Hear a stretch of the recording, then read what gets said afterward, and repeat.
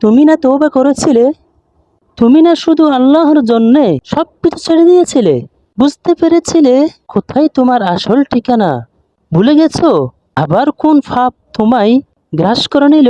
তুমি তো সেই যে নিজের পাপের প্রতি অনুতপ্ত হয়ে সেজদায় পড়ে অজরে কেঁদেছিলে। তাহলে আবার কেন দুনিয়ার দুঃখায় পড়ে গেলে? কেন ভুলে গেলে কোথায় তোমার আসল গন্তব্য?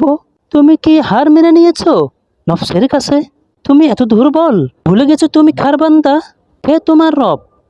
তোমার রব তো সর্বশক্তিমানের বান্দা। আবার কোনো দুর্বল হয় নাকি?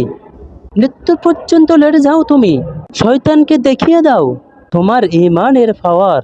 শয়তানের দুঃখায় পড়ে অনেক পাপ করে ফেলছো, তাই নিরাশ হয়ে গেছো তুমি, তাই না?